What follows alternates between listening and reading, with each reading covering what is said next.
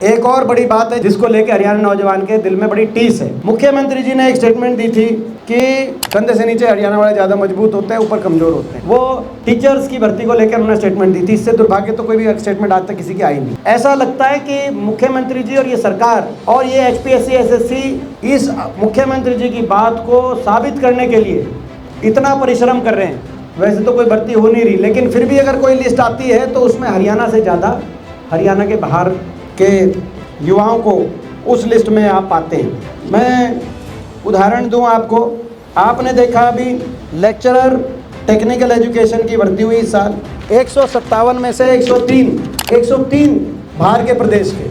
आपको याद होगा इससे पहले एक SDO की भर्ती आई थी 2019 में।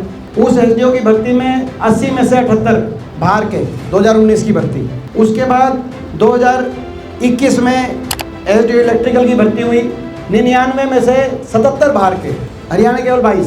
जैसे मैंने कहा lecturer group B technical education 157 में से 103 बाहर के, केवल 53 हरियाणा के। इसी प्रकार से assistant professor polytechnic political science 18 में से 7 हरियाणा के, बाकी बाहर के।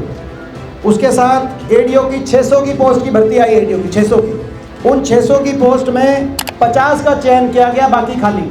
और जो 50 का जो चयन किया गया जनरल कैटेगरी में से 23 में से 16 पद पे हरियाणा से बाहर के, यानी कि 600 की पोस्ट में ADO केवल 16 हरियाणा की। इससे पिछला जो SCS था, SCS allied HCS and HCS allied 2021, उसमें 140 थे सेलेक्ट। 140 में से 35 बाहर के, 35 आउट ऑफ हरियाणा। HCS में इतना नहीं हुआ कभी। HCS में 140 में से UPSC टॉप करने वाला प्रदेश हरियाणा, 35 बाहर के, जो पिछली लिस्ट आई थी HCS की। और इस बार SCS की जो आई वो HCS एंड अलाइड थी।